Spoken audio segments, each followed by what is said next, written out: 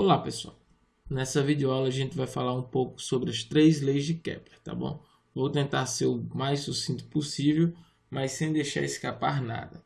Vamos lá, aí já está enunciando as três leis de Kepler, né? Kepler, depois de muito observar o planeta Marte, né? Ele propõe duas leis e depois de algum tempo, 10 anos depois, ele propõe uma terceira lei, que ficou conhecida como as três leis de Kepler.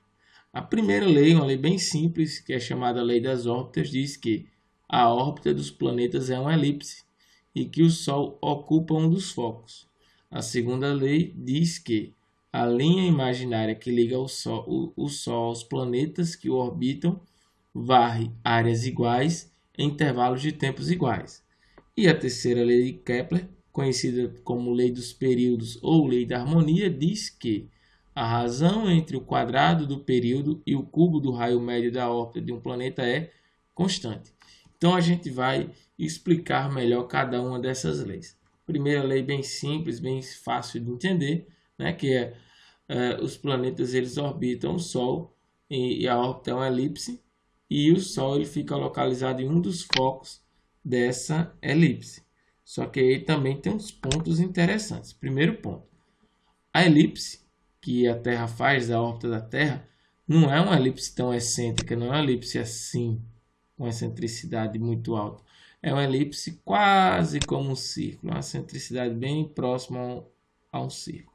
Então a órbita da Terra é quase um círculo, também não é tão achatado assim, tá bom? Outro ponto importante é saber que o ponto mais afastado do Sol é chamado de afélio. Afélio, você lembra, afastado ao hélio, afastado ao Sol, afélio. E o ponto mais próximo do Sol, né, quando o planeta está mais próximo do Sol, é chamado de periélio, perto do hélio, né? Para lembrar, perto do Sol, periélio, o ponto mais próximo, afélio é o ponto mais distante do Sol, já que o planeta descreve uma elipse. Então vai ter o ponto mais próximo e o ponto mais distante do Sol, tá bom? A segunda lei parece ser também muito simples, mas tem várias implicações dessa segunda lei.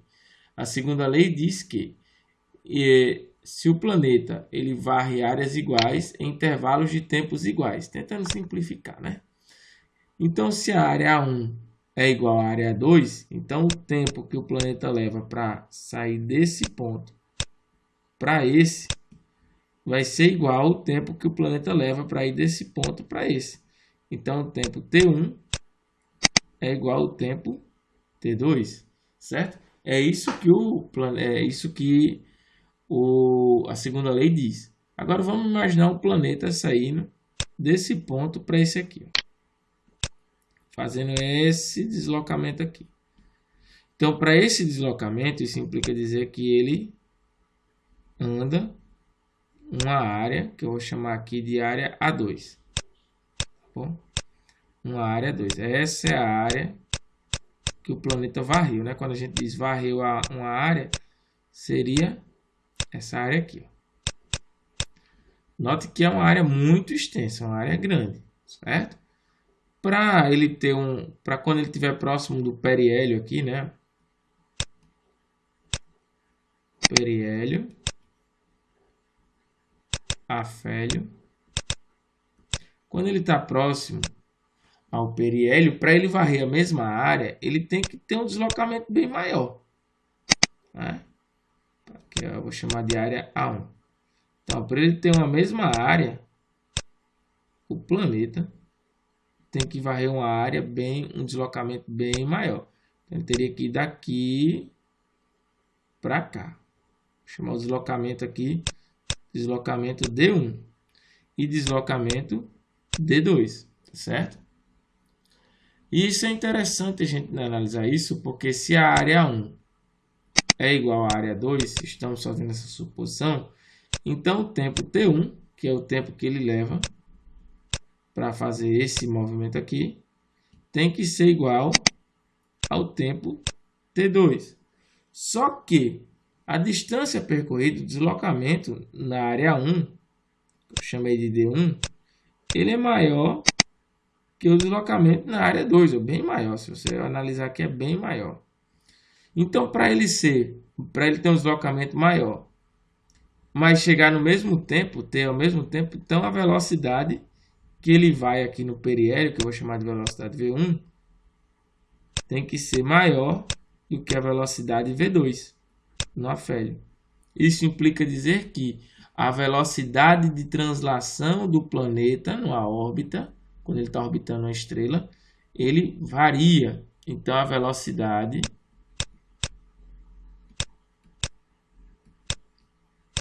de translação, vou anotar aqui para ficar bem claro, do planeta é maior no periélio, que é quando ele fica mais próximo ao Sol. Então, quanto mais próximo o planeta está do Sol, maior vai ser a velocidade de translação, né? É a velocidade que ele translada na sua órbita. Então, essa é uma implicação da segunda lei de Kepler, embora seja uma lei bem simples, né? Que a gente julga ser bem simples, né? Que o planeta varre áreas iguais em intervalos de tempos iguais, ele dá uma série de implicações, certo? A primeira delas é que o planeta ele muda sua velocidade de translação ao longo de sua órbita. E a segunda, que a gente chegou à conclusão também, é que no periélio o planeta tem a sua maior velocidade de translação, certo? Então vamos para a terceira lei de Kepler. A terceira lei de Kepler ela foi postulada, né, quase 10 anos depois das duas primeiras, e ele trata da harmonia das órbitas dos planetas. E Kepler ele representa matematicamente que diz que a razão entre o quadrado do período de órbita do planeta, né, o período de revolução, que ele dá uma volta em torno do Sol, dividido pelo raio médio, né, que não é nem o raio do afélio, nem o raio do periélio, seria a média entre os dois raios. O raio médio do planeta ao cubo sempre vai ser constante, né, para os planetas que orbitam a mesma estrela, claro. E aí a gente tem essa seguinte tabela aqui, uma constante que sempre vai dar 1, se a gente for fazer essa análise. Isso implica dizer em quê? Que quanto mais próximo o planeta estiver do Sol, mais rápido ou em menor tempo vai ser o seu período de revolução. Quanto mais afastado o planeta estiver do Sol, maior vai ser o seu período de revolução. Mercúrio, ele tem o seu período de revolução aí, ó, de menos de pouco mais de 3 meses. Já Netuno, o período de revolução dele é maior, 165 anos, né? Um ano de Netuno equivale, né, uma volta em torno do Sol de Netuno equivale a 165 voltas da Terra em torno do Sol. Bom, então acho que não tem muito o que falar da terceira lei, é um cálculo matemático. E a gente vai agora resolver algumas questões, certo? Para tentar fixar o que a gente viu nessa videoaula de agora, tá bom? Vamos lá. Primeira questão diz assim, ó, com base nos conhecimentos acerca da primeira lei de Kepler, assinale a alternativa correta. Então, primeiro ponto, né, sempre o que eu digo aos meus alunos, leiam a questão. Leiam a questão e identifiquem o que a questão está pedindo. O que ela quer saber com base nos conhecimentos acerca da primeira lei de Kepler. Por que isso é importante? Porque alguém desavisado, né, pode ler aqui a letra A, diz assim, a velocidade de translação do planeta que orbita o Sol é sempre constante. Ele diz, isso aqui é falso. E aí ele vai ler a segunda alternativa e diz assim, a razão entre o quadrado do período orbital dos planetas que orbitam na mesma estrela e o cubo do raio médio de sua órbita é constante. Aí ele vai dizer, pô, isso aqui é verdadeiro. Mas isso daqui é verdadeiro para a terceira lei de Kepler. Terceira lei, certo? Não é a primeira lei. Então, isso aí estaria errado, né? A primeira lei é essa daqui. A órbita dos planetas em torno do Sol é elíptica. Isso causou uma grande revolução na época, né? Porque acreditava-se, segundo a teoria do heliocentrismo de Copérnico, que a órbita dos planetas era circular. Mas aí Kepler ele vem e quebra essa barreira, né?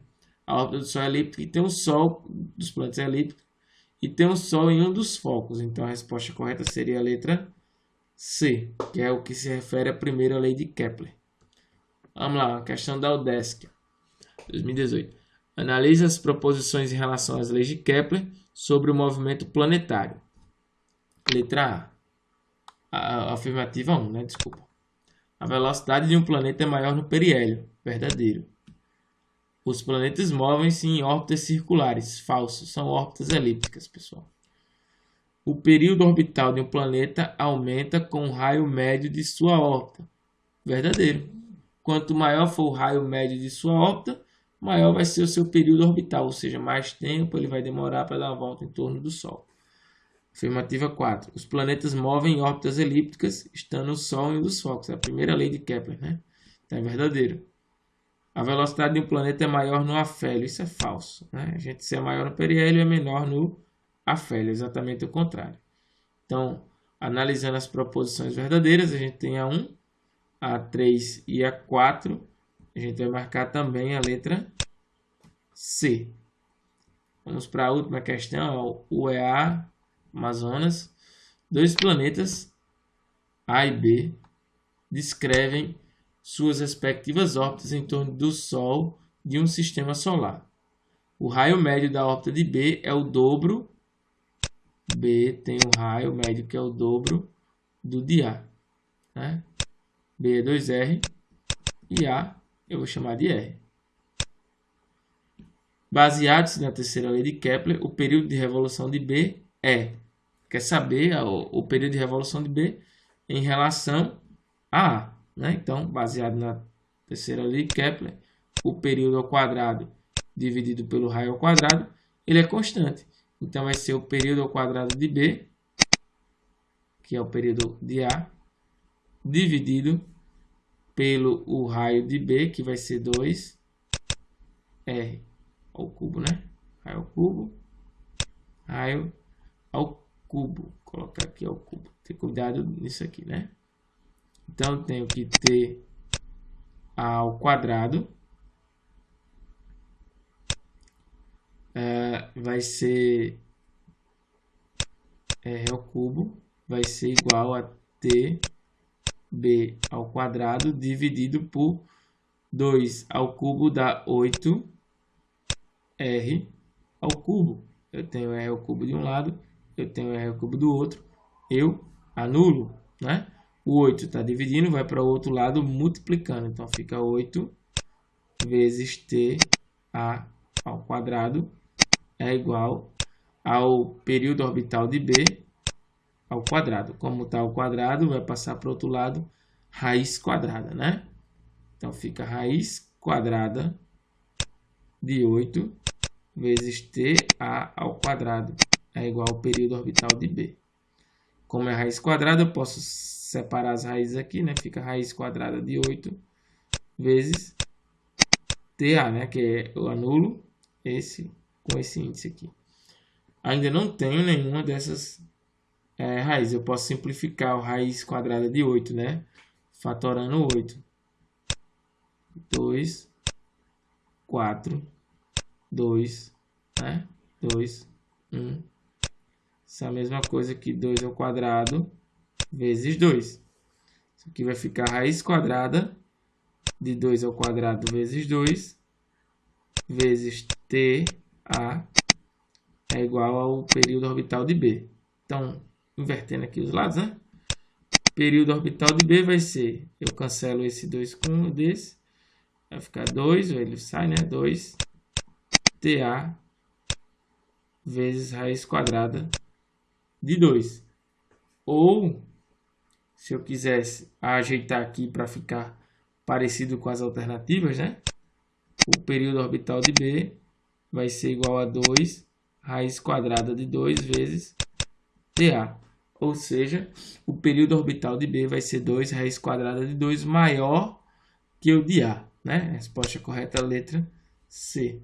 E por coincidência, as 3 questões que a gente fez deu letra C, né?